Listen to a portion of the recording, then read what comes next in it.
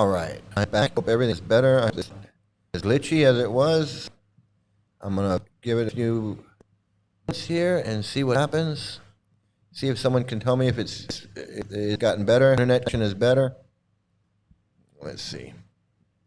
In the meantime, while I'm waiting for confirmation, let's get some of this going.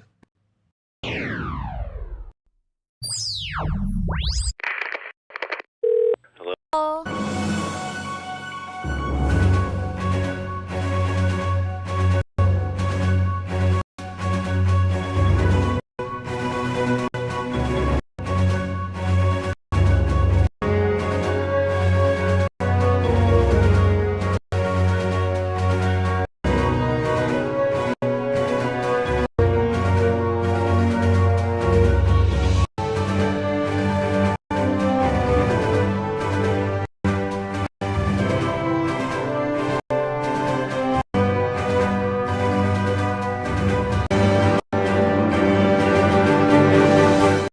All right, I hope it's better.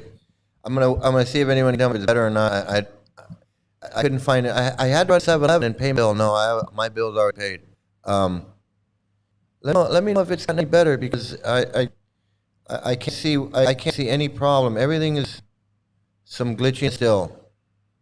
I don't know. I don't know what that is. It's nothing to do with me. It must be the internet. We'll just have to see. We'll have to see if it's better. Everything looks fine. Everything going good. My internet is good. It wouldn't be broadcast. The program won't let me broadcast if it's not connected at the right speed. So that's why I'm concerned with what's wrong. No, we need the junk spirits to boost up internet speed. Maybe that's what it is. I don't know.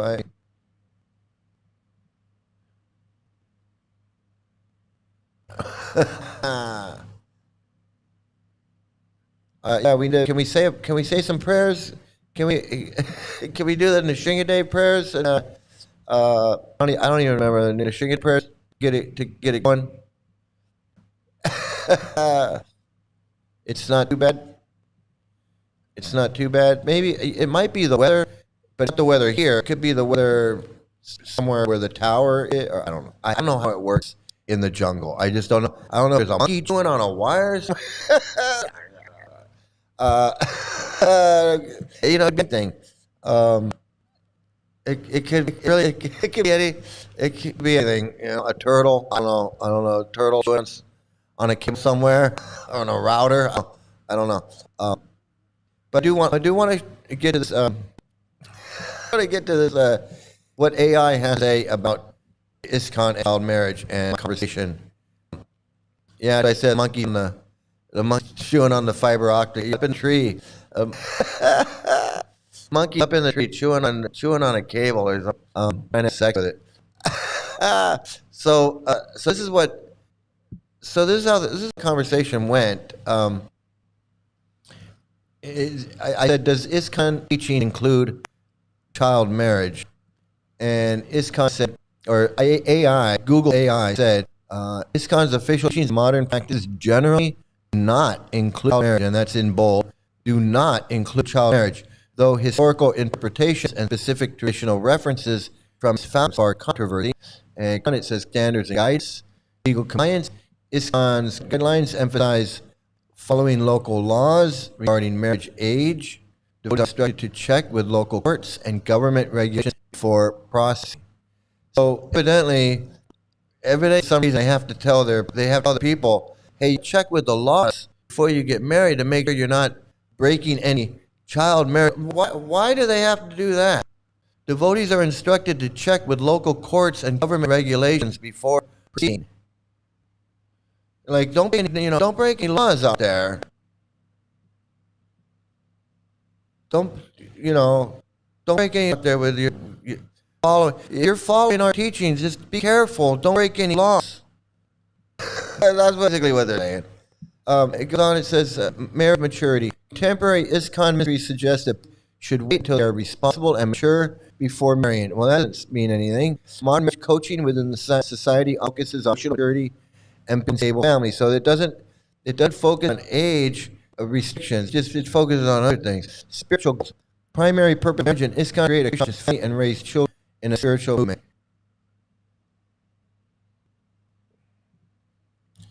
So I'm gonna halt it right there.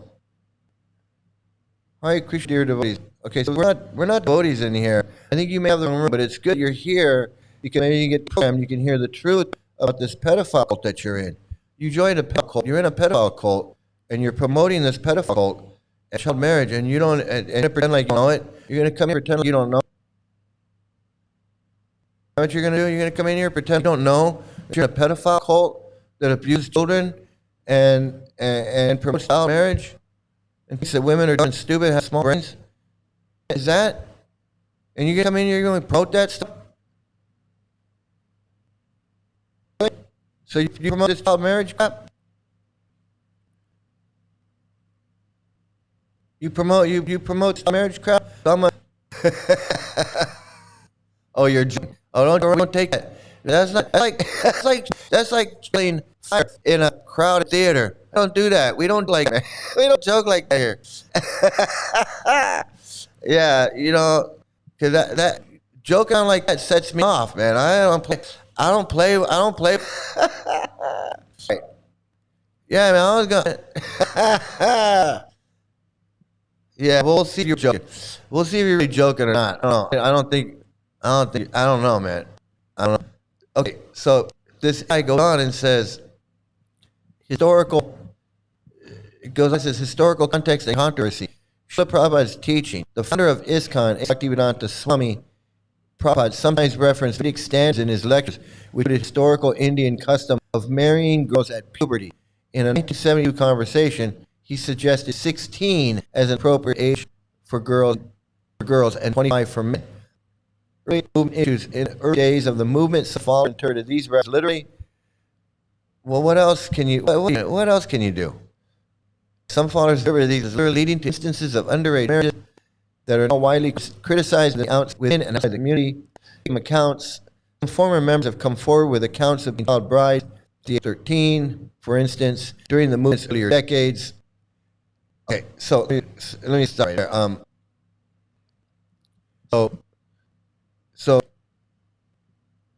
So this AI, you know, it says, okay, Prabhupada teaches, you know, some controversy there. In a 72 conversation, he suggested 16-year-old as an appropriate age for 25 for men.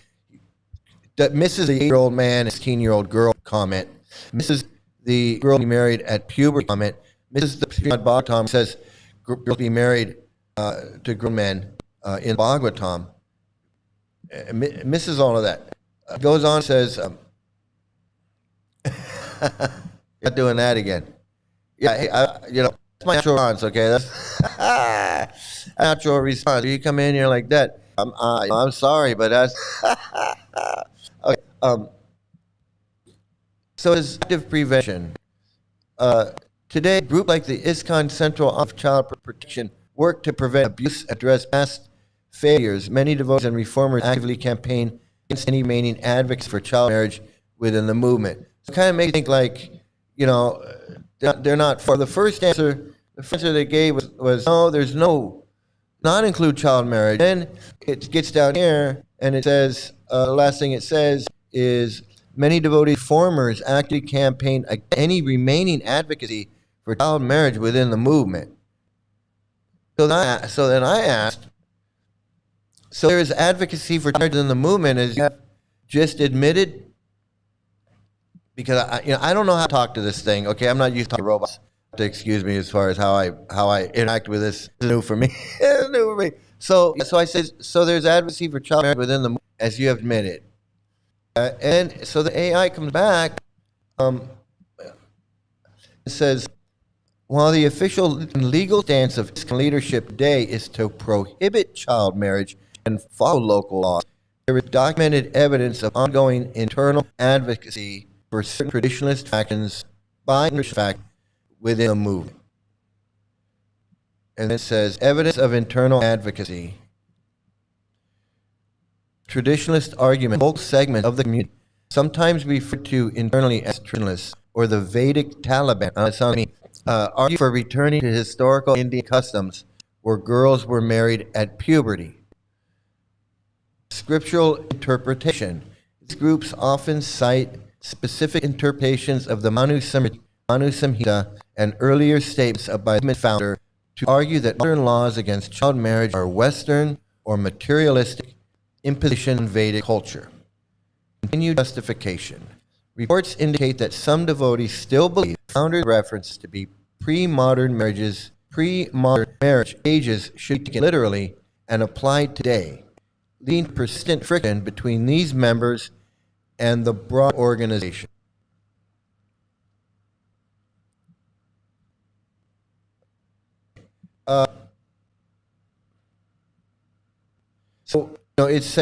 So if you had just if I stopped at the beginning, it would have said, yeah, they're not into it. But then now it's saying, hey, there are some groups within here. There's a traditionalist, there's internal advocacy, there's scriptural interpretation, there's continued justification. It also goes on as official movement response.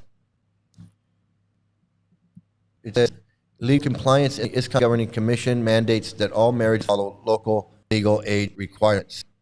Child Protection Office. ISKCON Central Office of Child Protection, specifically to address past uses and practices like underage marriage, which are now officially categorized as a violation of child rights. Denounce past actions. Current leadership acknowledges that many early instances of underage marriage were nonsense due to ignorance and damaged lives. I don't know where AI is getting that quote. I don't know where they're saying it's nonsense due to ignorance. It's somewhere. It says the institute has moved to ban and actively prevent child marriage. Actions within the movement continue to advocate for, citing traditionalist or scriptural reasons. So there you have it. It was done, but there, right there, it says in summary, while the institution has banned it, there are still factions within the movement that are advocating for it. So earlier in its response, it mentioned about taken literally and today. So my next question I asked it was, or is this, says, so Prabhupada's teachings are always taken literally, so what is his teaching on marriage? And AI says the question of some of Srila Prabhupada's teachings are taken literally, while comments on child marriage are not, the central point of debate within ISKCON. So now it's saying this is a point of debate. The movement navigates through this several philosophical and practical frames. The principle of time, place, and circumstance. According to ISKCON, that must adjust details of religious practice based on time, place, and substance. Deshakalapatra. Principles versus details. Devotees distinguish between eternal principles, like chanting or devotion, and social details, like marriage or administrative systems. Well, it's not. Marriage is Vedic. So Vedic, that's an eternal principle. Based on the Vedic system, it's Vedic culture, it's Vedic. And this Vedic marriage is child marriage is Vedic. Marriage is Vedic. It's not. It's an eternal principle. It's part of devotional. Like that one he was trying to say, it's part of devotional service.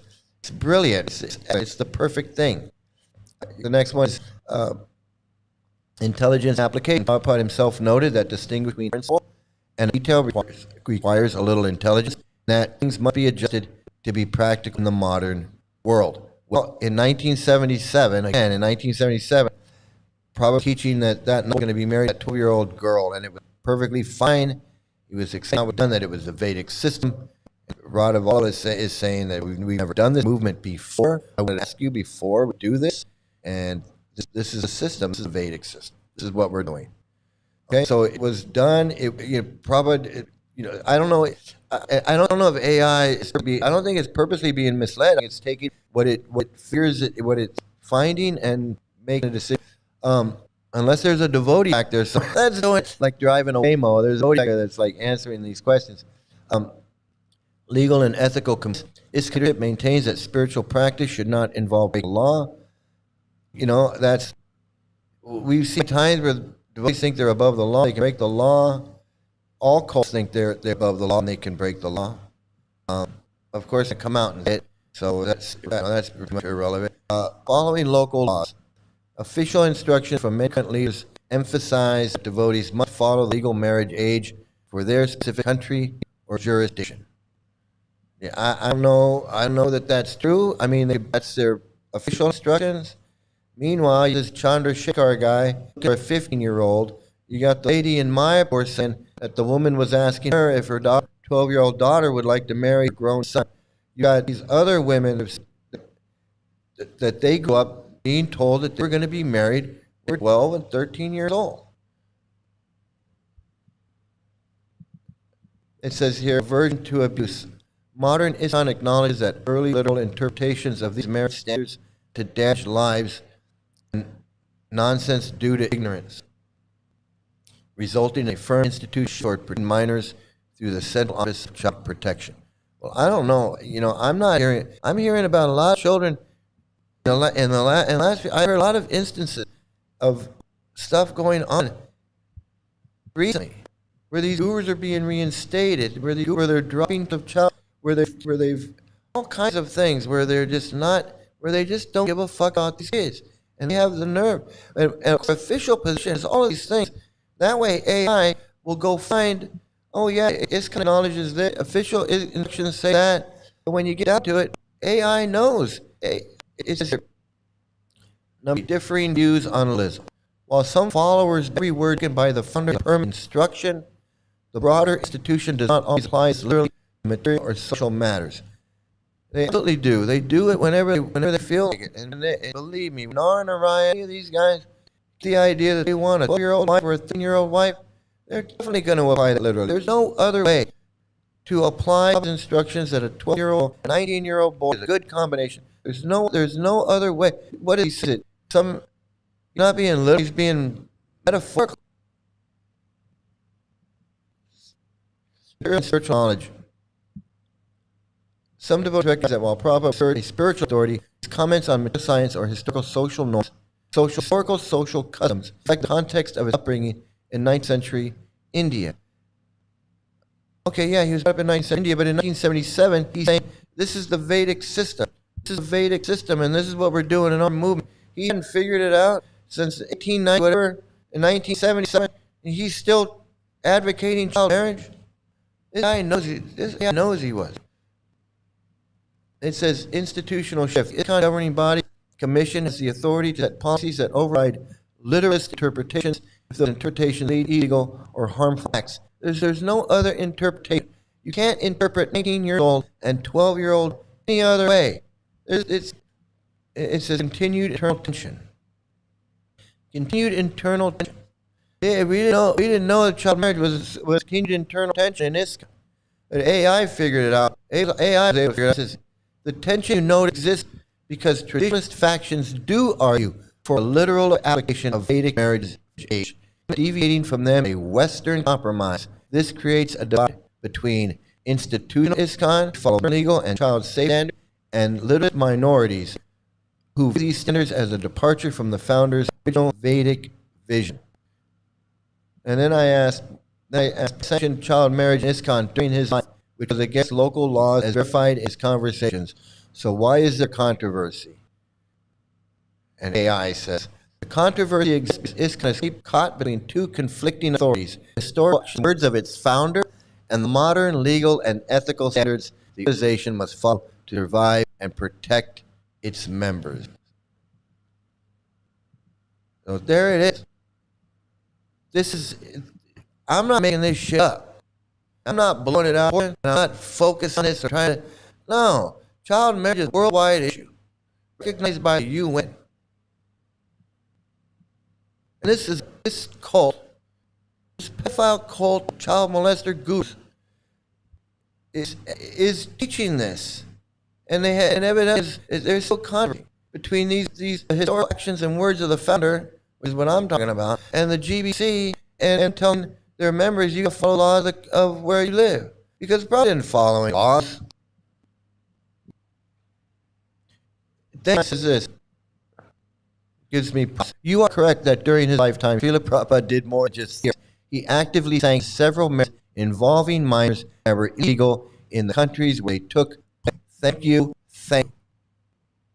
Even AI, I'm right. it says why remains a controversy. Why remains a controversy? The frequent arise difference within ISKCON handles three realities. The ability paradox, and I've gone over before. For many, what is viewed as Shakti avatar, whose instructions are divine, admitting he was wrong on a social issue like child marriage creates a theological crisis. Absolutely. If he was wrong about marriage, what was he wrong on? Well, he's wrong about everything. We already know that. That's not a crisis. We already know. We already know he was wrong about everything. To avoid some literalists continue to his sanctions as spiritually perfect, even if legally wrong. And I would say, not some literalists, I would say 90% of ISKCON is going to defend his actions and defend his sanctions spiritually perfect, even if legally wrong. Unlike it says too, the evidence of harm. Unlike abstract theological debates, the result of the early marriages are documented. Many of the young girls involved in those early 1970s marriages grew up to report significant trauma, education, physical and emotional abuse. This created a massive rift in reformers who prioritized the lived experience and safety of children over literal interpretations. Traditionalists view the trauma as a failure of the individuals, not a system sanctioned by the founder. Okay, and it goes on. It says key points of historical friction. 1970 marriages. It is documented by letters and room conversations. The authorized marriage of girls is 13 or 14. If I ever say somewhere of he sanctioned it for a 12-year-old. He sanctioned it for a 12-year-old. You know, AI is like, no, I'm not going to go there. I'm going to leave it at this. His reasoning is he often argued that marriage is illicit sex. Marriage is illicit sex, and that girls should be under the protection of a husband as soon as reached puberty. Yeah, he's a creepy old man who just wants to control sex. That's what we call that. This is the GBC's instance. The governing body commission now officially overrides those specific historical precedents with mandatory child protection policies, though they rarely do so by explicitly saying Prabhupada is wrong. Instead, they use the time and circumstance argument to pit away those practices. So that exactly, he said, controversy is not about whether it happened. It did. The controversy is about what happens to me. So they don't want to say it's wrong. They just want to say it's illegal. We can't do it. That's a big difference. It's a big difference between saying, hey, just obey the law of the country and show, you know. They're not saying, hey, you can't get child marriage. They're not coming out saying child marriage is wrong and we don't sanction any marriages of any girls under 18 and men under 18 or 21 or whatever, 18, whatever. They're not going to do that. They're just follow the laws. Just follow the laws of whatever country you're in. You know, if you're in Ecuador, age of consent, age of marriage is 18. Go to tell in Ecuador.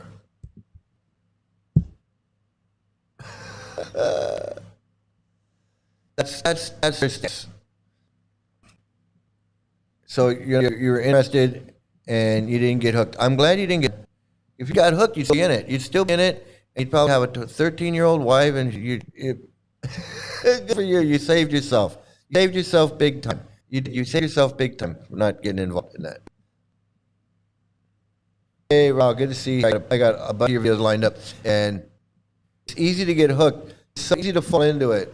So easy to fall into it. That's why it's important for people to understand, be aware, not go in there with an open mind. You don't have an open mind. You have some knowledge. You want something about it. You don't want to be completely clueless and walk in there. Oh, what's all the flowers and the incense, the bells, and you don't want to know ahead of time. Hey, it's cold. I saw that guy on the YouTube. That guy on YouTube told me that they married little girls.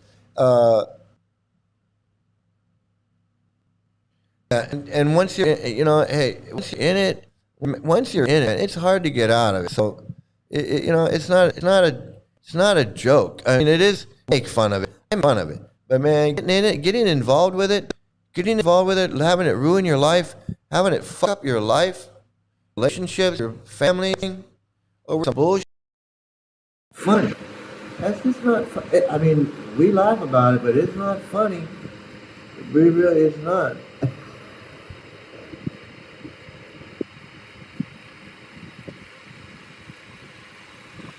just reading that book messed with reading the Science of Self-Realization. Yeah, they all do. They all do. They all mess with your head. And you're fortunate. You're fortunate. You're lucky. You're. It's good. It's a good thing you didn't get involved. I didn't say that. It's a good thing you didn't get involved.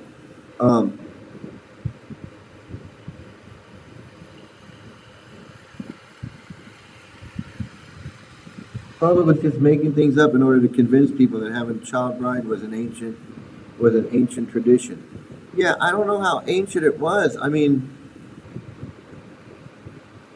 he's talking about how his family were all married young, but he was part of this Gaudiya Vaishnav cult. So I don't know. Hey, Prabhu Nuts, good to see you here. I'm trying to get. It's weird. Guys like Ray Capo seem normal. He's not normal, dude. He's not normal. He's not normal. He's no, he's not.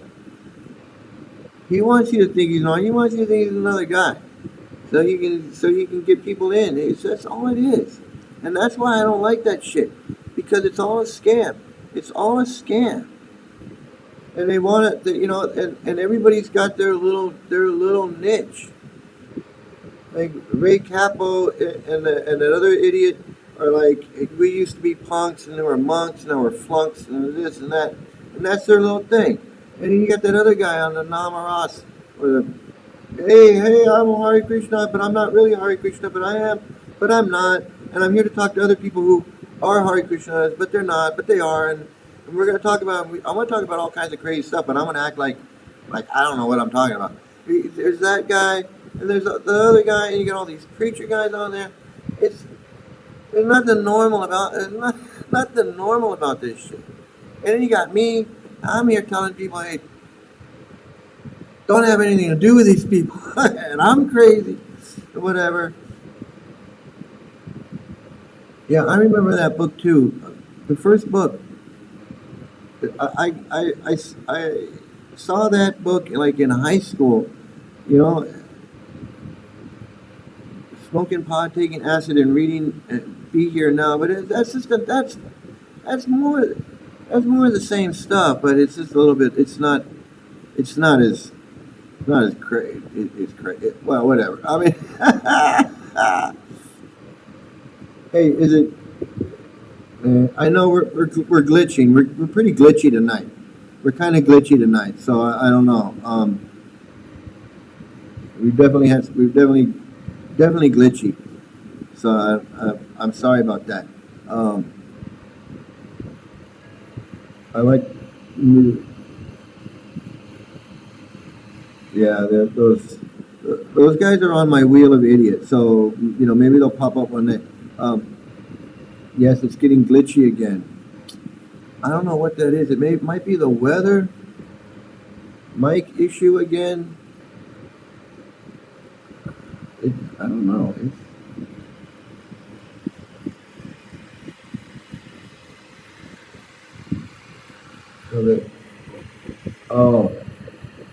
Okay. Thanks. I don't know what is.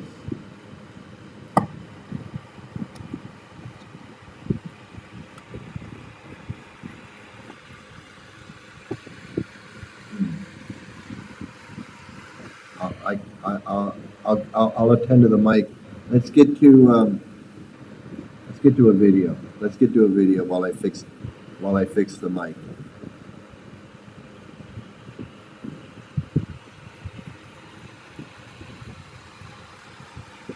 Hare Krishna. One topic I wanted to address today in today's GBC meetings, but did not have an opportunity to do so, is the wide difference between the GBC policy on women in society, and specifically the female Diksha Guru issue, and Prabhupada's books. So female Diksha Guru issue is really just a milestone in what was a larger project for women's equality. Beginning from 2000, there was a statement in those resolutions that women should have equal and full opportunity for devotional service. The fact of the matter is that this so-called equal and full opportunity did not exist in the whole tradition of Vaishnavism. Kunti Devi wasn't trying to become an acharya, although she was very highly elevated, realized soul, Devahuti. Okay, I think the mic issue's fixed. That was not me sneezing. That was in the video. So here again, this whole issue about female diksha gurus, whether women can have disciples and be gurus again, they're going to make this decision, whatever. And here he is, right here. He's saying that there's no equality. There's no women's equality in Vaishnavism, in our tradition, in our made up imaginary religion. We don't respect women. We don't do that then he goes on to say, and then he goes on to give examples of imaginary people. Kunti Devi didn't do. We can go on and on. So this difference between lived policy and what's in Prabhupada's books, one of these things is going to have to give out. And in 2008, the GBC itself made a petition. It's the same issue. It's the same issue as a child marriage. It's like what Prabhupada says in his books is what he says. He says women can't do this, women can't do that. You can't trust them. They're less intelligent. They're not to be given positions of authority. All of these statements that he did, and I'm not, I'm all for the idea of women being, doing whatever they want. But this is what Prabhupada says. So they got to figure out a way It's the same thing with the child marriage. They got to figure out a way to say, we're all for equal rights, and we don't treat women bad. We just don't let them do anything. We just don't let them do anything. That's all.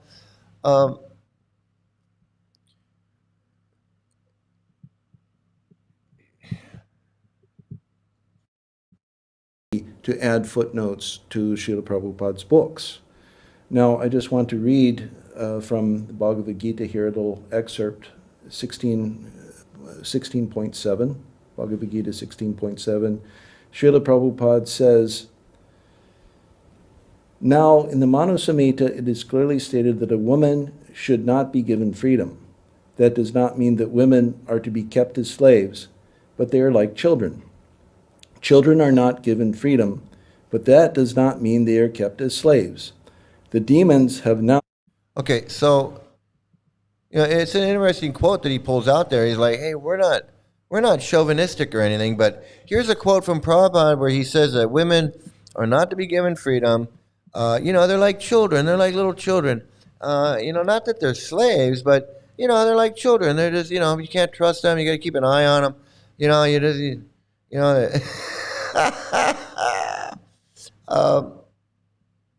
Are we okay with the sound and everything? I hope we are. I don't know.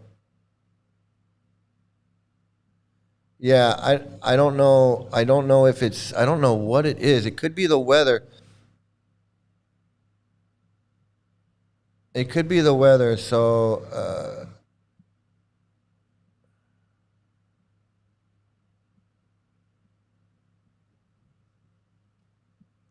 all right. So, Narashinga did it, and it's all better. Yeah, this guy looks like the villain in the Dune movie. That's funny. The bald fighter guy. Oh, man. So, I was reviewing several YouTube testimonies of women devotees who were severely abused physically by male devotees. Why in the hell are they still dressed up like Dasi devotees? Yeah, exactly. The brainwashing. The brainwashing. The brainwashing. I got sound now though, right? I'm good. Okay. All right. So sound is perfect now, since I fixed it. Okay. So yeah. So that video. So there's that guy. The title of this is Hitler books. And so I'm figuring he's saying something, but I don't know what. Oh, here we go. Krishna Kirti Das was initially initiated by Harvard Swami, then rejected him and took shelter of lotus feet of Bhakti Vikash Swami. He was so they're like dueling swamis. So I wonder if that has anything to do with their animosity towards each other, like they stealing each other's devotees or something. I don't know. That's weird. That's some weird. There's some weird shit going on.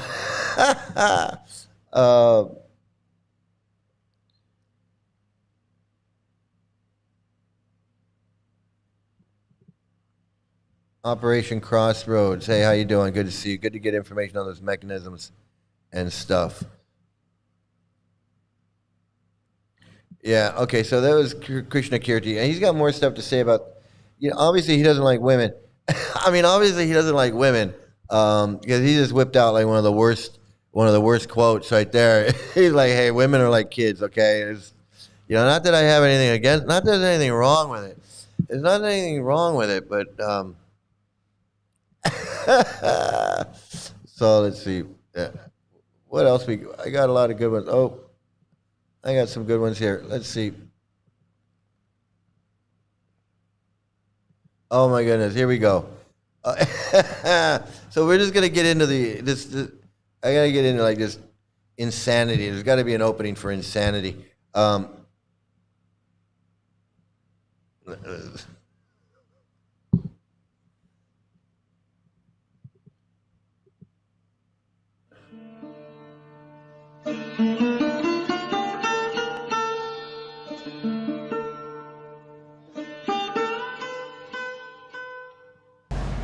Hare Krishna, dear devotees, this is Parijata Devi Dasi from the GBC AGM 2026, and with me here today on the day 6 is a very special guest, Madan Mohan Prabhu.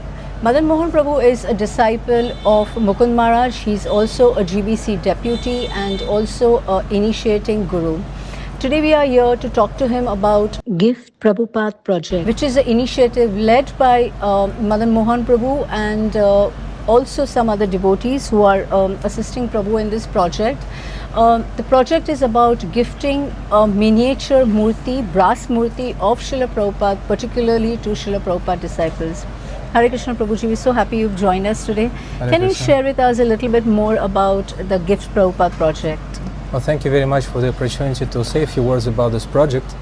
This project, as you said, is to give the small lifelike murtis of Srila Prabhupada to all of his disciples still living with us.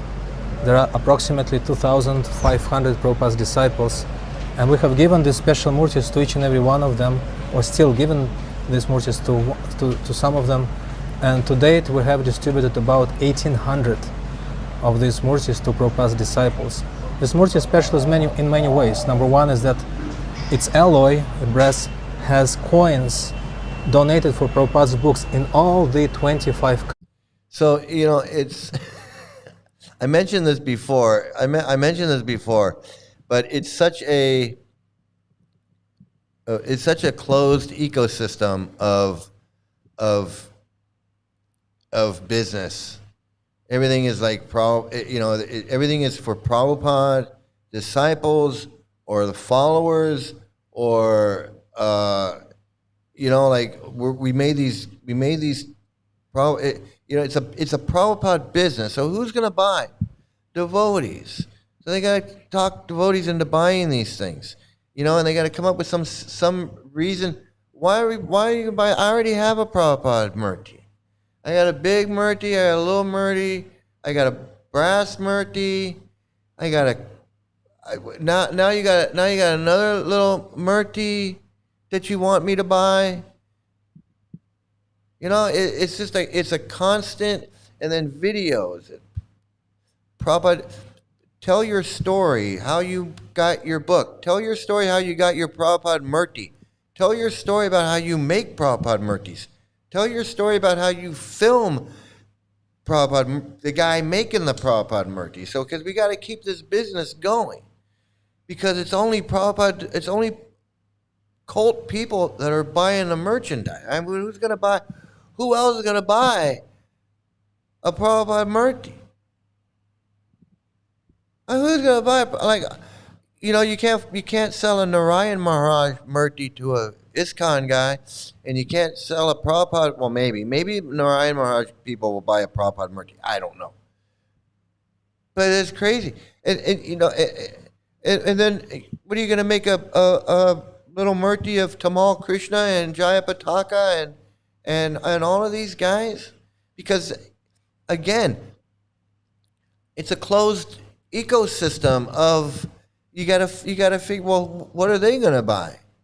Because they've already got the Prabhupada murti, so now you gotta make a murti of Bhakti Vikash, of a Harry Potter pod, or swimmer pod in the river. You gotta make a murti of him so you can sell those to his disciples so that they'll buy, because they gotta buy something. You guys gotta buy something.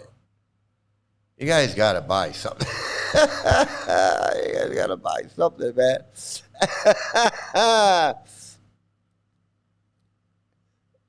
It's crazy.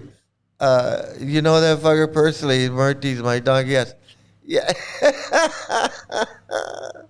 I swear, you know, at one point we had in my apartment, because it was Yashoda's apartment, but originally we had a life-size Prabhupada in my apartment. I come down from the loft downstairs. I get to the bottom of the stairs. Prabhupada's sitting there in his little cap and his chadar, and Prabhupada's sitting in my living room every day. Prabhupada, in my life-size Prabhupada. And then I don't know, something happened, and Yashoda came and took Prabhupada out of my apartment and gave him to. Probably gave him to Tattva Darshan. I don't know. He gave him to somebody. I don't know who he gave him to. He gave him to somebody. And then Prabhupada was gone. And then I ended up with a little. I ended up buying a little Prabhupada. That's what I'm saying. You could buy a little Prabhupada.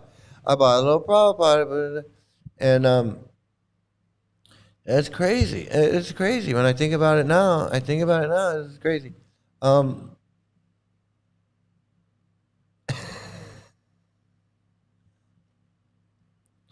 Man,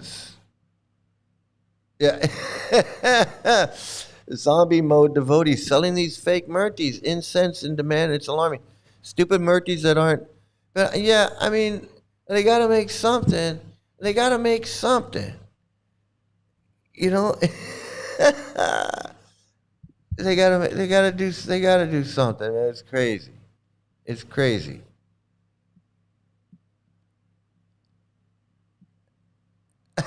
So let me see. So we got the baby Prabhupada.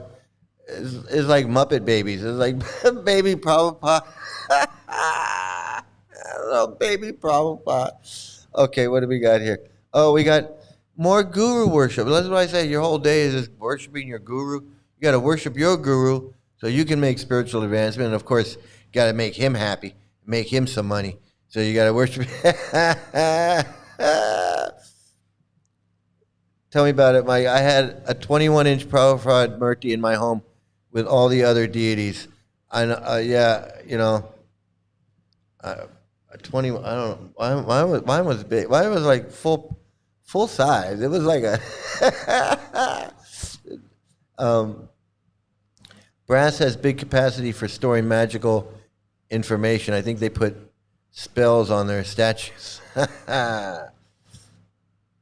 Man, I don't know about that one, but yeah, it's big. It's big business. It's big business. You go to India, you know, they're selling that stuff all the time, constantly, all the time. Yeah, I had the small ones too. I had the whole thing. I mean, we had a whole thing going on. So. Here we go. Here's some more guru. Worship these gurus, man.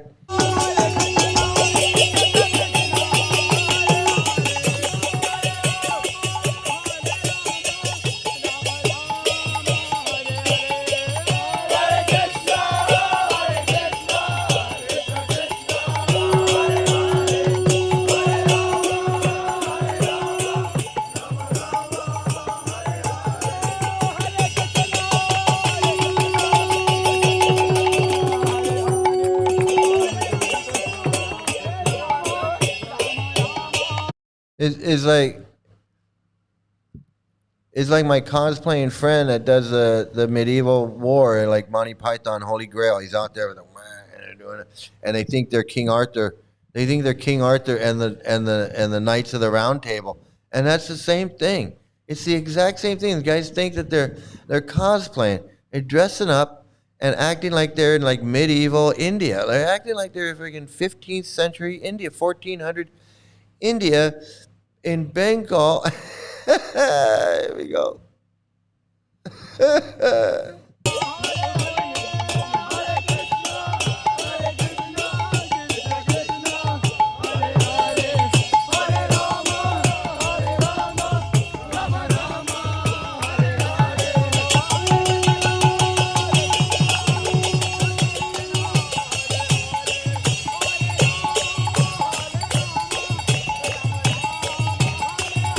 The whole world gone crazy! Am I the only one around here who gives a shit about the rules?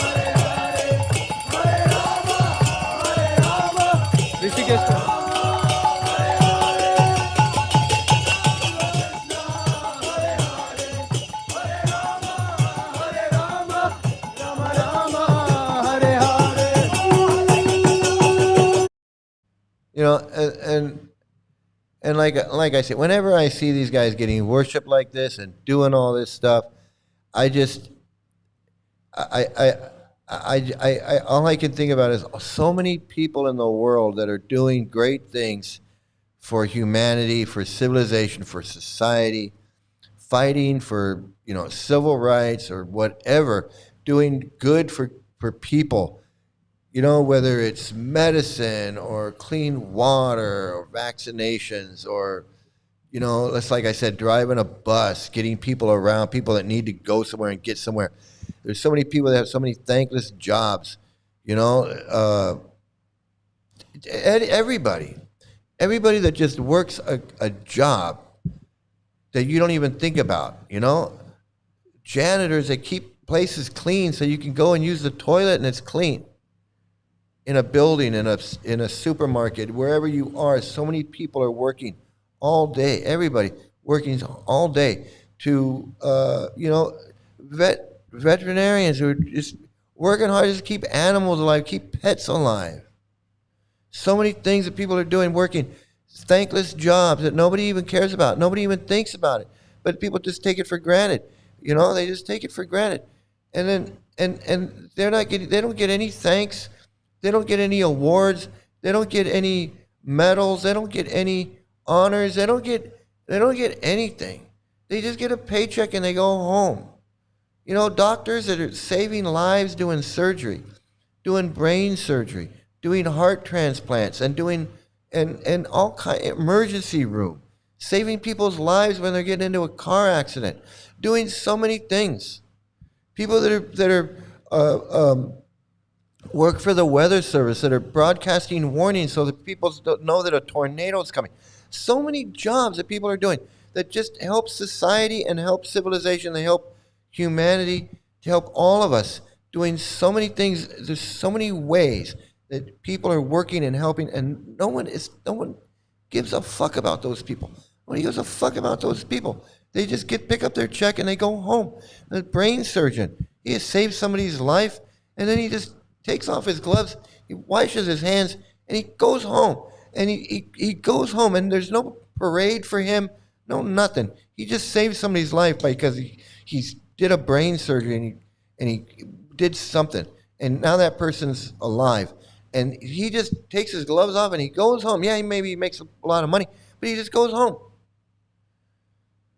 You know, there's nobody waiting for him outside the hospital throwing flowers at him.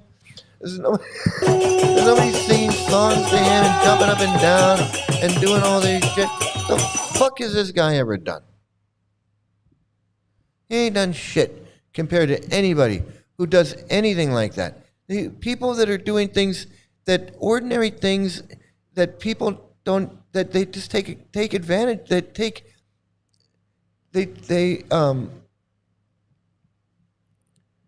they're just used to it. I can't think of the word. They just can't. They're used to it. They get used to it. Like, let's say you're going somewhere, something important, A business meeting, or let's say your loved one is in the hospital or something, and you're on the way to go do that, and something happens. You get a flat tire, or you got to stop and get gas, and then something else happens, and then somebody nice does something for you, and there's so many things going on in life, and somebody makes your life better so that you can get to where you need to go, because you had an appointment, you had to go to the hospital to see someone, or having a baby, or who knows, whatever, and because somebody else did something and they helped you get on, and then they just move on with their life and you move on with their life. But that was an important thing, because if that hadn't happened, and nobody's flowers and songs and bells and doing all of that. There's a lot of important shit going on. Nobody gives a fuck. But this piece of shit scammer, con artist scammer, he gets this by these freaks.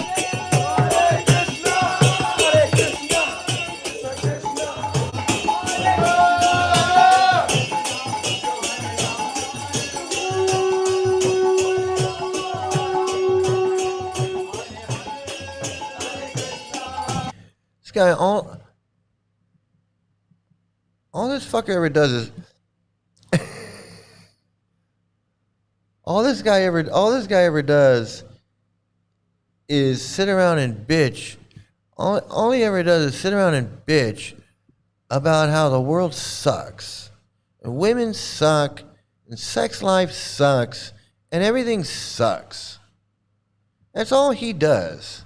And then he runs around, he gets flowers thrown at him, donations and money, and he goes around and he sits around like he's freaking king, God. All he does is bitch about everything. The fucking piece of shit scammer. He ain't never done anything for anybody except scam them. Scam everybody. Fucker. That's my rant on that guy. So, let's see. What else have we got? What other video?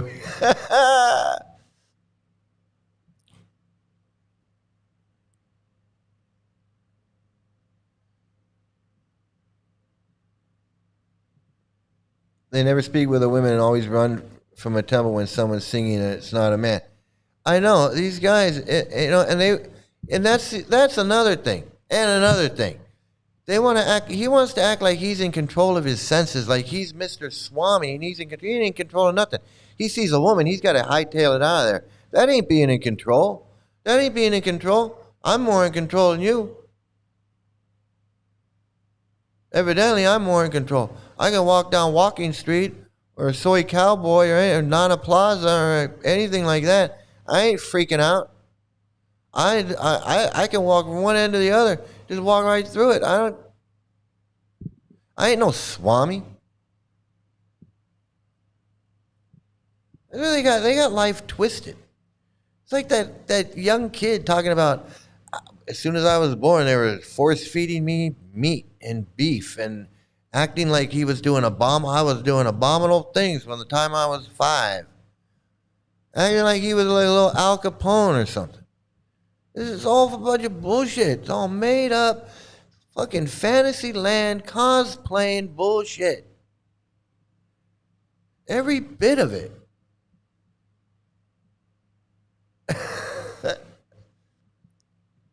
Yeah, we're seeing it from the other side now.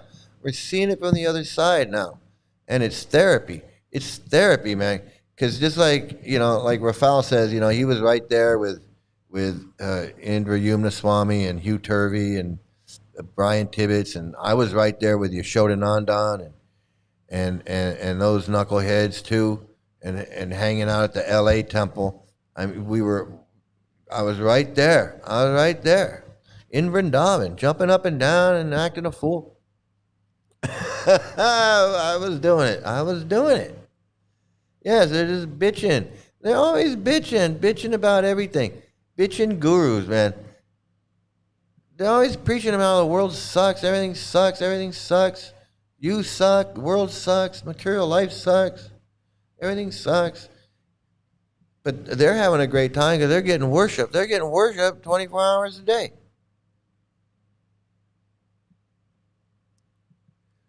He's apparently one of the strictest sannyasis in ISKCON. That's yeah. But he sits there and says, "Hey, I don't have a problem with the child molesters. I don't have a problem with the child molesters." That's what he says. He goes, "I just don't have a problem with it because Krishna says in the Bhagavad Gita, if you say anything bad about a devotee, you criticize a devotee, or you might become a ghost. And, I don't want to become Casper Pod or anything. It's crazy. Absolutely, man. I'm telling The you. whole world gone crazy!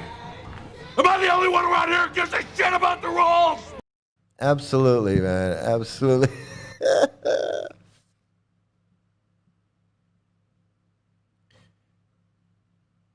Yeah. So let me see. I think I got another video here. I got a bunch of videos here. What is this? Okay. Here's another one. Let's take a look at this.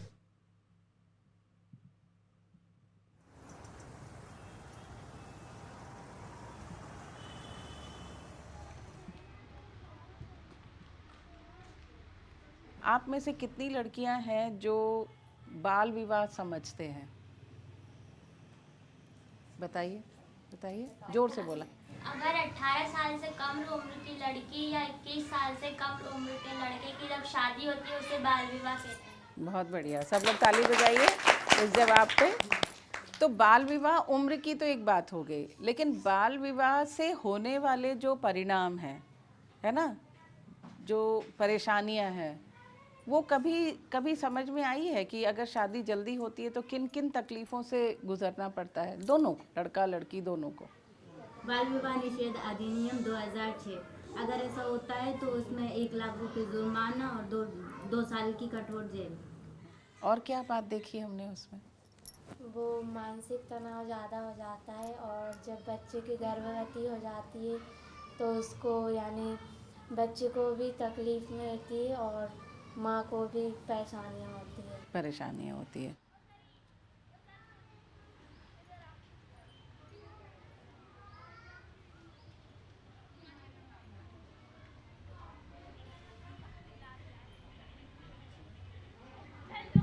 This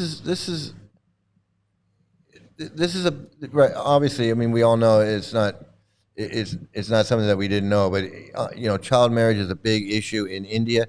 They're trying to stop it. They're trying to eradicate it. It's persistent. It's hard. And then you got ISKCON. You got these guys running around, and they're all for it. They're all for it. Like the government and all these agencies and organizations that are trying to educate women and educate families and educate about child marriage and the harm it does and all of these things. And then you got ISKCON running around. They're down with it. They don't care. And then where do they go? And where do they go? This cult, where do they go? Where do you see them preaching all the time in India? To all these little kids in all these young schools. They're out there, all these little kids are chanting Hare Krishna. Where is it? Let me show you here. For instance,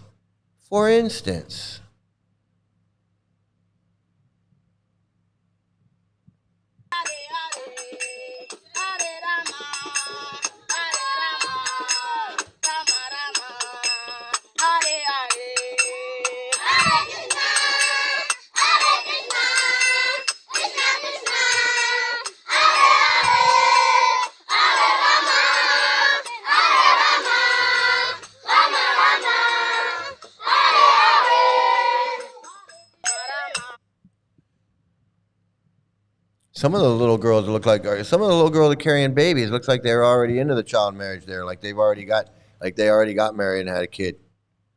Or it could be their sister. I don't know. But it's crazy though. Mike, do you do the Hari Rumble? Do I do the Hari Rumble out on the streets? I don't know what that means. I don't know what that means. Uh,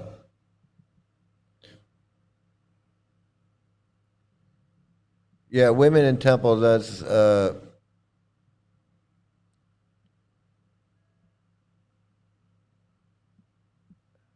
yeah. I can't keep up with all the with all this. Oh no, no, yeah. Oh no, in Africa. Yeah, in Africa, you know.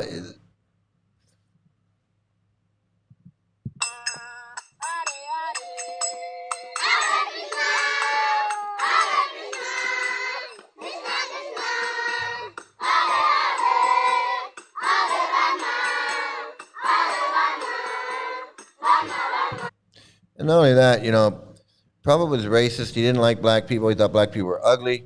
He didn't think they were worth anything. He thought that they should be slaves, and that they were only good to be the only thing that they were good for would be to work for him, join his movement, and then they could go sell books for him, and be devotees. That's the only thing he thought black people were good for. Otherwise, they would just cause problems.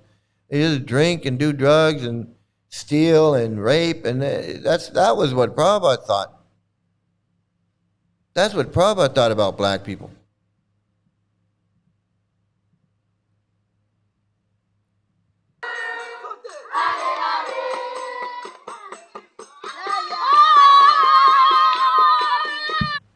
This is exactly what he thought. This is exactly what he thought of black people. He thought, Prabhupada thought that they belonged in the jungle, doing just that. Just go live in the jungle in your village, whatever. You never should have been taken out of the jungle. That's what he said. I used to do it down in Venice Beach. I used to do it in Venice Beach. Not anymore. I don't do it anymore.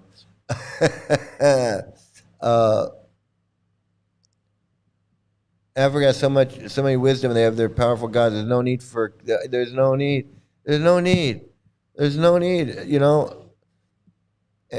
But they got to preach to these little kids. This is like they just can't get enough of these little kids. They just can't get enough of these little kids, little girls, and little boys.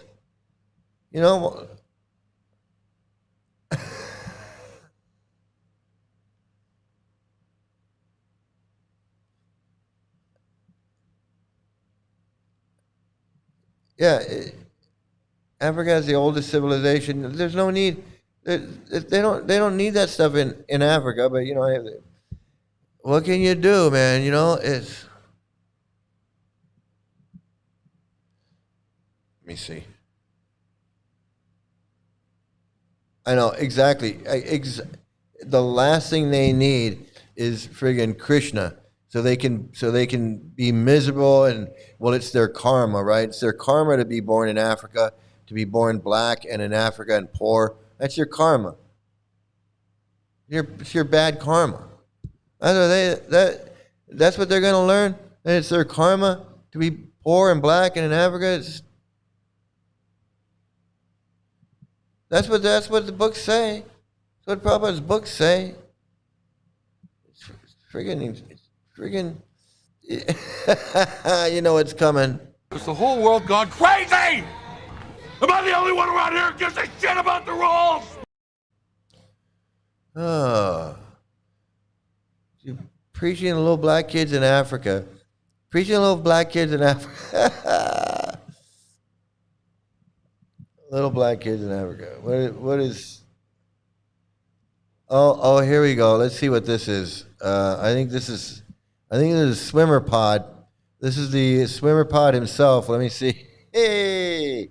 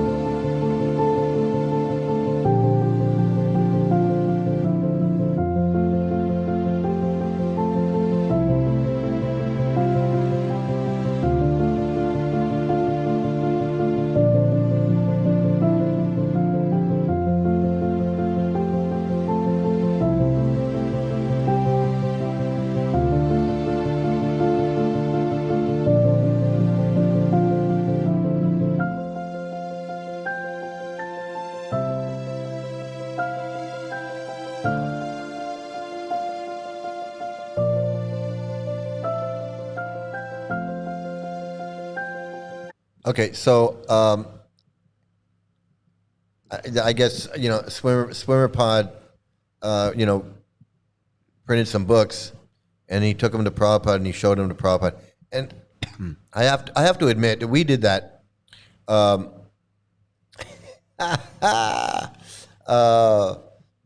His new comic book, yeah, his new comic book.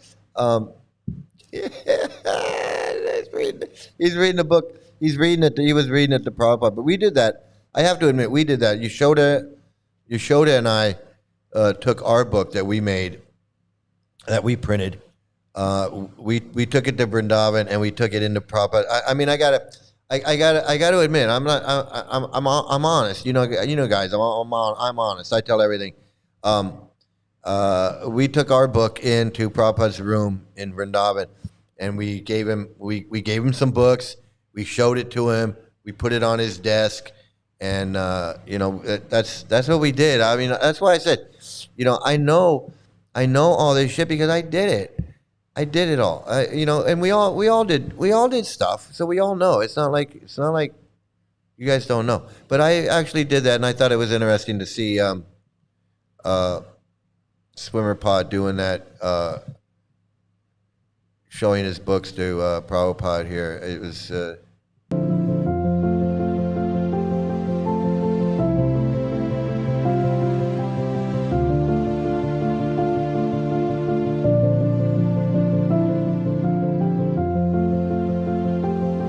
I mean, yeah, it's pretty much. Yashodananda did pretty much the exact same thing. I'm just saying. Yeah, we all did it. We all did it. We all did it. That's it. It's crazy because in person he can be really nice, so you're always conflicted with why he speaks like this online and in a lecture, but behind doors he was quite normal. Yeah, I guess Adventures in Atlantis. I know it's so crazy. It is so crazy. And I was doing it, and I did it. I did it. Has the whole world gone crazy? Am I the only one around here who gives a shit about the rules? I did it, man. We took our book to Prabhupada. Okay, we did it. I did it.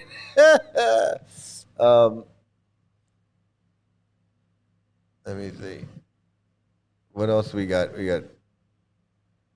Oh, I don't know what this one is. This. So yeah, this is another one that Fal sent me.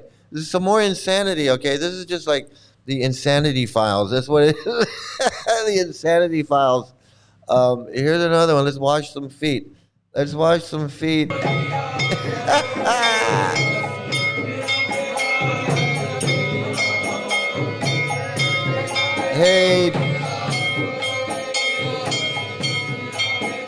Hey, Dagmar's husband, Mr. Dagmar. Good to see you.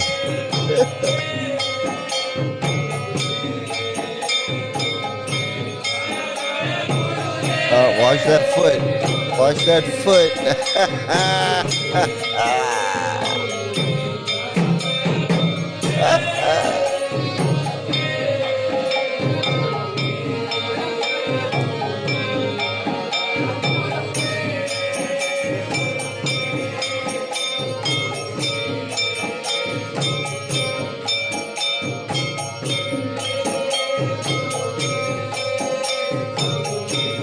Wash those stinky feet, man. You gotta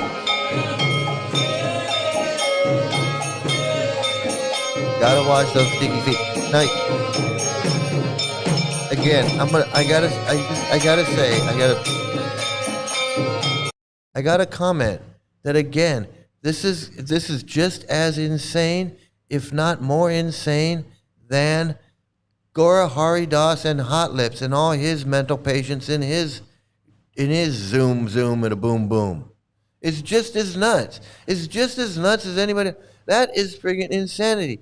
I mean, come on, that is. Has the whole world gone crazy? Am I the only one around here who gives a shit about the rules? I don't know what to say. I just don't know what to say. He was in he was in for 12 years. Yeah, 12 years in, you're gonna see some shit. Okay, you're gonna see a lot of this. You're gonna see a lot of this. Oh yeah, and they drink it. They absolutely drink it. They have a party. They have a party. Oh man. Wait, this guy on videos, ex-Kirtananda, ex-Harikesh, eventually went to the Gaudiya Math to become a guru himself. Yeah, who could have seen that coming? Who could have seen that coming? You're with Kirtananda, and then you go to Harikesh. Yeah, you got to be a special kind of mental patient. I mean, you got to be a real mental patient. My God. Oh, it's just too much. What's for lunch? Oh no, not foot juice again. Yeah, you got a lot of foot water. You got a lot of foot water to wash down. You gotta wash that. Yeah, you got a lot of foot water, man. I'm telling you.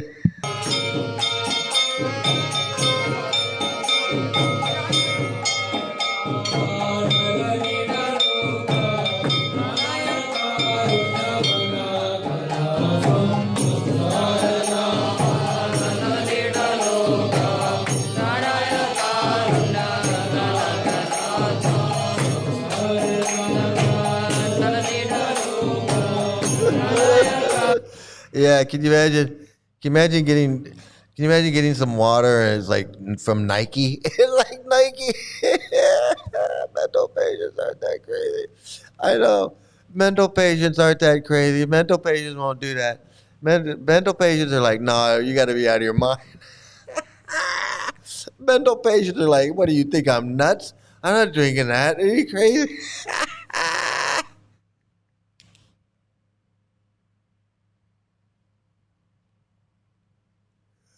It's like, I'm in this mental hospital for a reason, but I ain't crazy enough to drink that. I ain't drinking that. Why don't I just suck on his foot for a while? I can drink that shit. That's fucking insanity. It is insanity. I'm sorry.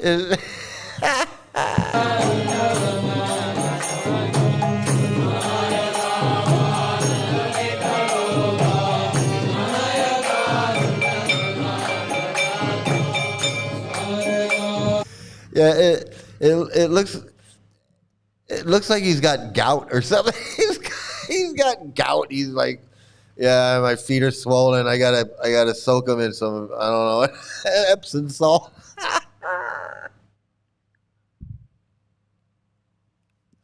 It's like, what's for dinner? We got some fungus, some fungus yogurt. We got. Oh man, it's very kinky humiliation. Yeah, it's like hazing. It's, and he gets to sit there and go, wow, these people are washing my feet with yogurt and oatmeal, and they're gonna eat it and drink it, and these people really are insane. These people really are insane. It's like, and those are his disciples, man. Oh man, you got any? You got any? What do you call that stuff? That Dr. Shaw, Dr. Shaw's. What's for lunch? Dr. Scholl's. We got Dr. Scholl's is for lunch. We got some Ben Gay. We got some Ben Gay.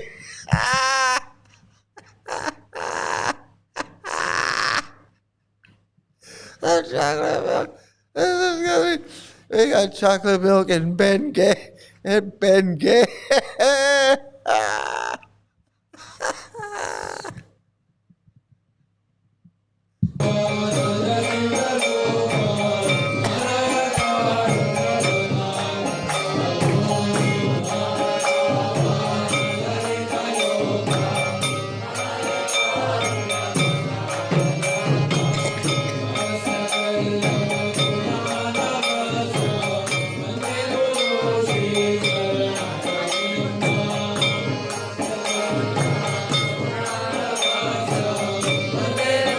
Hey, wait a minute, Gramps. Don't get in there.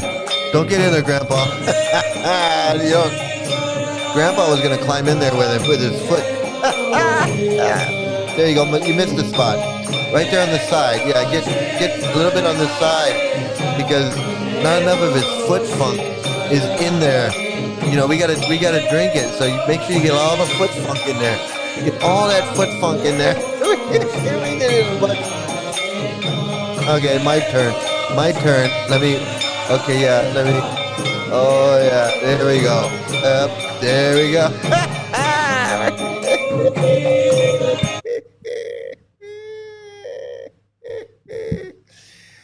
They're turning into hot lips. They are, that's what I'm saying. It's no different than hot lips. They all,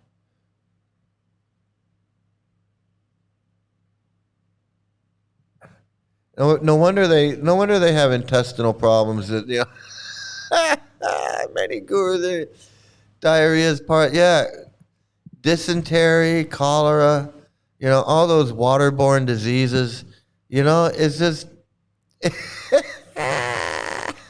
fungus yogurt, foot fungus yogurt. Yeah, we're having some botulism.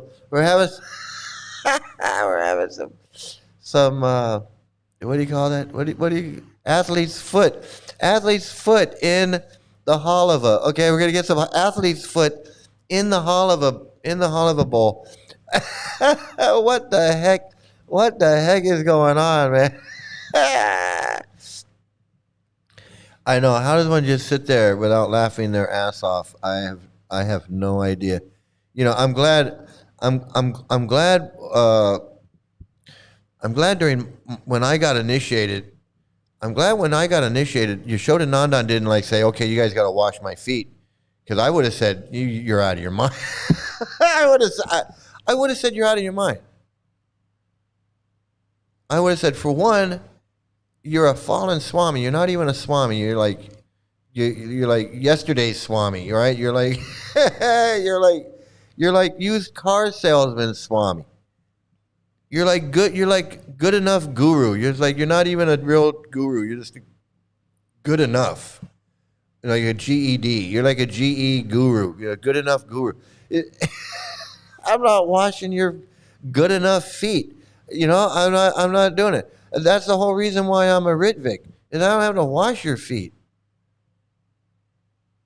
Wash your feet? You gotta be out of your goddamn mind. I'm sorry. I mean, I understand it's part of the cult. I'm sorry, I don't understand. Okay, what do we got? What's next? What's next? How do we need a what's next? Do we even need a what's next? Okay, yeah, we need a what's next. We need a what's next. Here we go. Here's another wacko.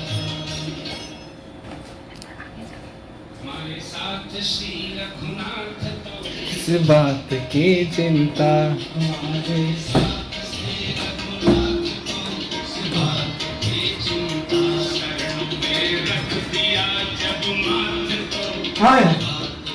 Yeah, and this is what I was told. This is what I was told I was not allowed to do. I was not allowed to do. I was not allowed to wear.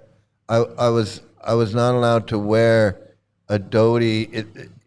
I was not allowed to wear Western underwear under my dhoti. That it looked tacky, like this guy. Like he's got like boxers on or something, right? He's got boxers on, or.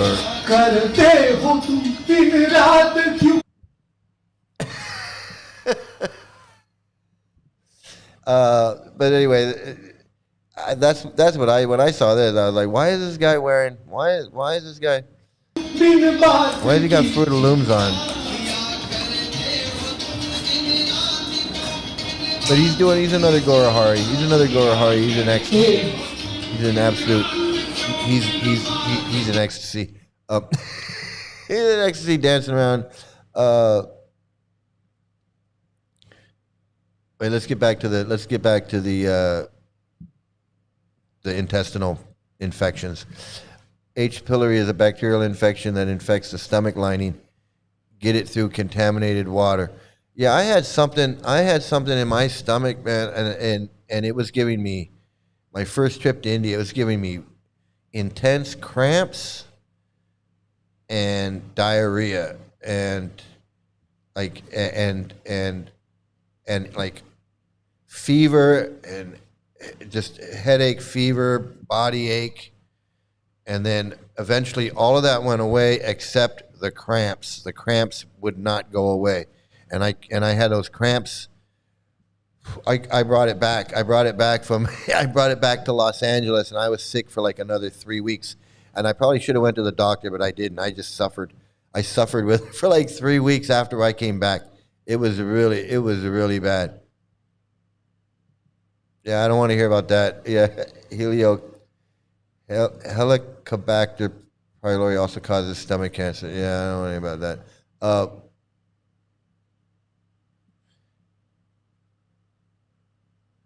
Yeah, it was, and I know when I got it too, because we went to this temple, and the guy gave us some water from the well. He's like, "Oh, you gotta drink." I was with Radha Kund, and he's like, "Oh, this is Jiva Goswami's well, or Rupa Goswami's well, or one of them, Sanatana Goswami's well. This is his well. This is his well." And so the pujari there was like, "You got to have some water from his well. You got to drink this water."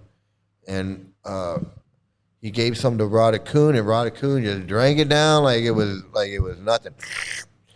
And I was like, "I don't know if I want to drink this." And Radha Kund was like, "Well, just take a little bit, just put, a little bit, and then put it." And I did. I drank just a little bit, and I got sick. And I got sick. That's it. It was over. It was over.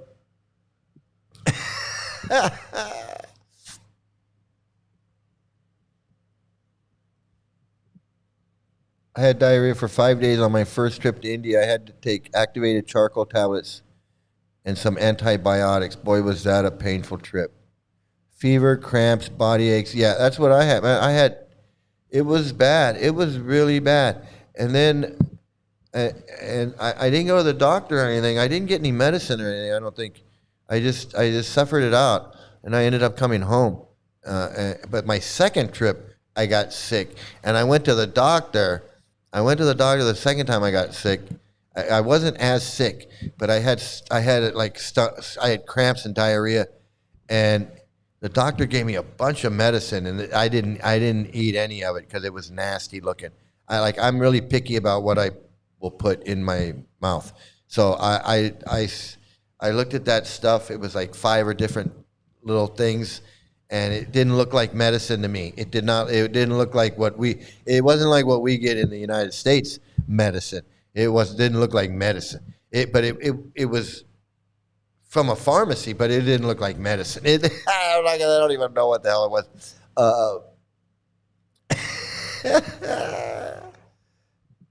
Oh yeah, it was my offenses. Of course, I was making all kinds of offenses. I mean, everything you do is an offense. Just offense by being there. Yeah, it was crazy. All right, let me see. I think I'm going to do some more videos from Rafal. I got some more videos here. Let's see.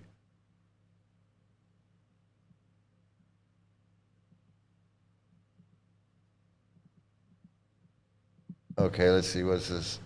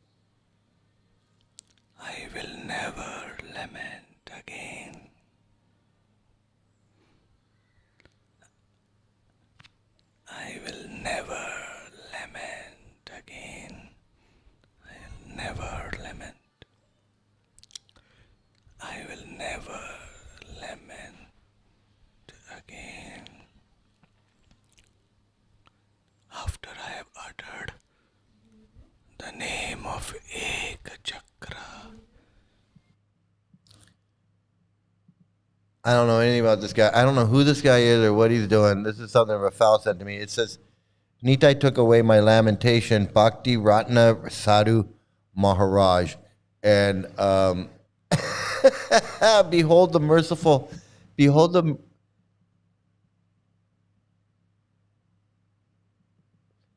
merciful ray of Nityananda smiling and bestows his blessing. He's just another Gaurahari. He's another Gaurahari. That's it. He's just another fake guru thinking that these names are doing something, that they can chant a name, or Nitai, or Garanga, or Murari, or Haridasa. So he's going to chant these names. He's going to start crying and going into like fits of ecstasy. And he wants us to believe that. He wants us to believe that. And this is just another one. He's, putting on a show. Just putting on a show. Now maybe he's feeling something good from it. That's fine. I'm not. I will never lament again after I have uttered. But it's not that he's doing this and he feels good and it makes him happy and whatever. No, he's Bhakti Ratna Sadhu Maharaj, and he's trying to get followers. He's trying to get donations and disciples or whatever he's doing. He's not just living on the bliss of what he says is blissful. That's my thing. That's my thing. Gaurahari 2.0. Yeah, there's so many of them now.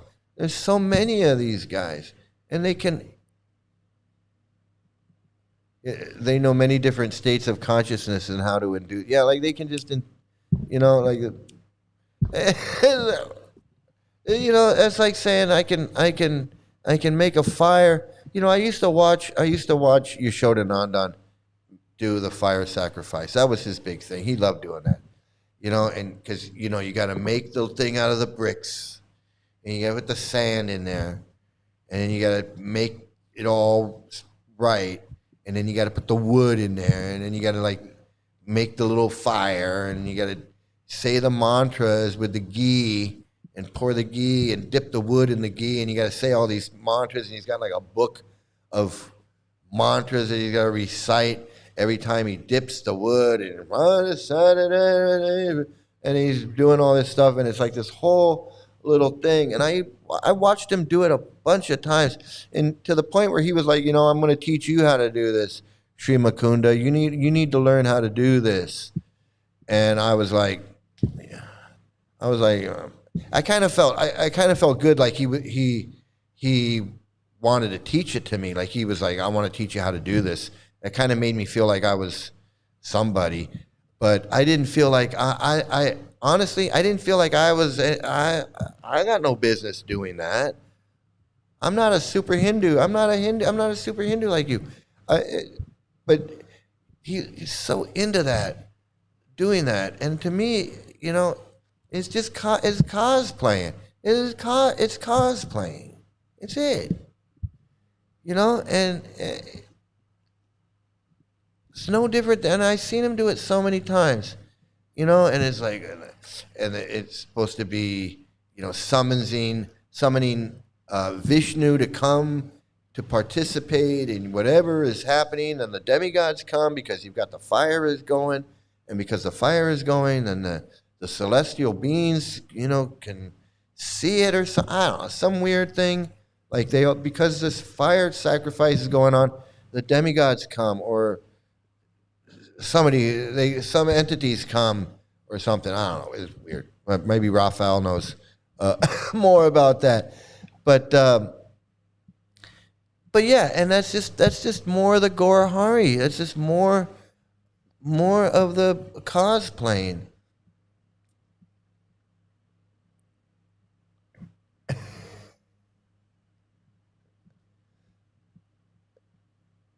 Yeah. Yeah, that's why they invented sewers. So people wouldn't get sick. Yeah, so people wouldn't die. Let me see. I think I got time for one more. I got time for I got time for one more video. Let's see. What happened? Where'd it go?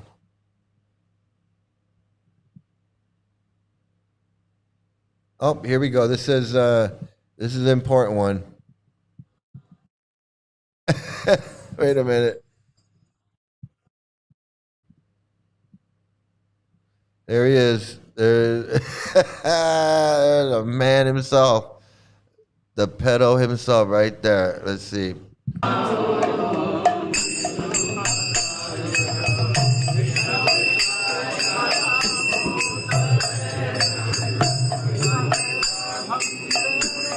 It's a whole convention. They're all there. Oops. They're all there. They're all there.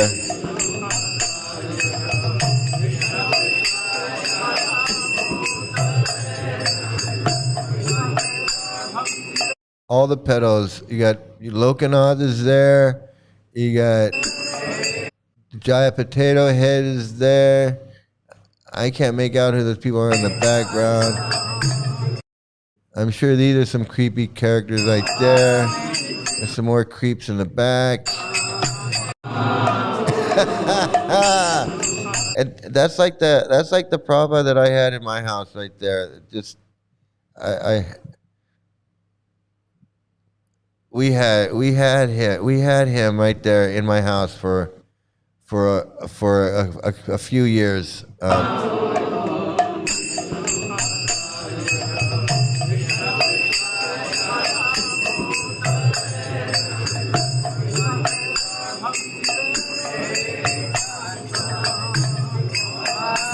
All of these creeps, all of these creeps in one place, man. They're all right there.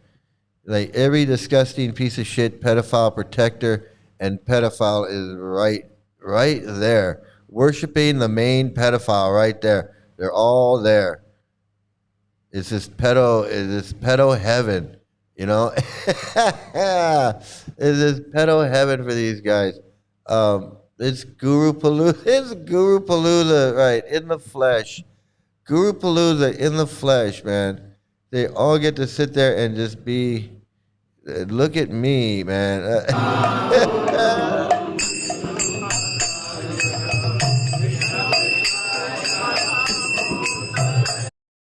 No shame, these guys. No shame at all. All the shit that's gone on in their movement. And there's pauses, brothers guru, Dave Amrita, the New Vrindavan guy from New Vrindavan. You got Lokanath Swami. A couple guys hiding their face. Yeah, it's just they're just polluting it up. Is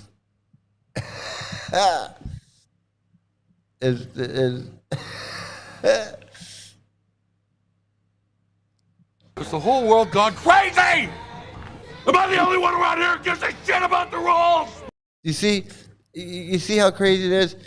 You know, earlier we saw Bhakti Vikash was being, you know, glorified and worshipped, and all these guys do is just get worship. If they're not being worshipped, they're worshiping each other, or they're worshiping Prabhupada, or they're worshiping themselves, or their disciples are worshiping them, or they're going to visit one of their buddies and worshiping their buddies.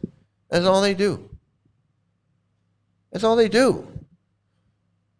Go from one place to another. Every time Bhakti Vikash gets up and goes somewhere, they have a big thing and they throw flowers and it's all this bullshit.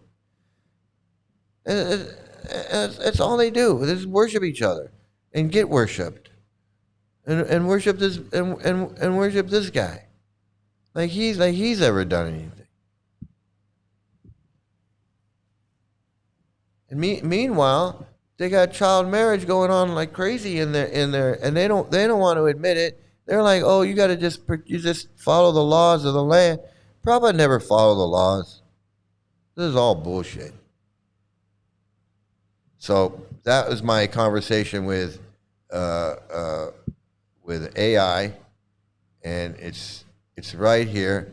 I think I might post this conversation in the Reddit, the subreddit, X Hare Krishna subreddit, so people can read it, see what it says. I'm glad that, it's just anything I can do that just shows that I'm not making shit up. That's what's important to me, is that I can find that this anything that can validate what I'm saying, that it's not me being a bitter old man. I am a bitter old man. I ain't gonna lie. I am a bitter old man. But that has nothing to do with what I'm saying. Okay, it has a little bit. No, it actually has nothing to do with what I'm saying. Everything I'm saying has whether I'm bitter old man or I'm a happy, sweet, loving grandpa. It doesn't matter. It doesn't matter. But I want to thank everybody for joining in today. It's been a lot of fun. Thanks for helping me out with the mic problems. I don't know what the problem is with that. I gotta figure that out. And the glitching. I'm sorry about the glitching. We're gonna have to. I'm gonna have to work on the glitching and get that. I guess I've never really had a problem with that before. But yeah, hey, I want to thank everybody, Eliana and Operation Crossroads and Dagmar and Prabhu Nuts and 6781 and Rafal for sending me those great videos. Those are so much fun, those videos. And who else is here tonight? Fake Human and everybody that's joined in today. I want to thank you so much for joining me. Everybody, please like, share, and subscribe. Don't forget to like, share, and subscribe. I also have a Substack. You can go meet up with me over at Substack. Subscribe to that. I got all my videos backed up over there. If I get subscribers over there, I might start doing stuff over there, more stuff over there. But I do want to thank everybody for joining in tonight. Like, share, and subscribe. Please, everybody have a great day, great night. Oh, yeah, and my daughter, I guess my daughter was here earlier. I don't know if she's still there. I want to thank Jabron for joining in on the show tonight, Weird Planet. And if I forgot your name, I'll try to remember and say it twice on the next one. But everybody, please have a great day, great night, great morning, great afternoon, great evening, wherever you are. Please have some great luck, and please stay out of a cult. And of course, here we go with my great closing for all the new people who've never seen me before. Here I am when I was once a Hare Krishna a long time ago in a galaxy far, far away. Thanks, everybody.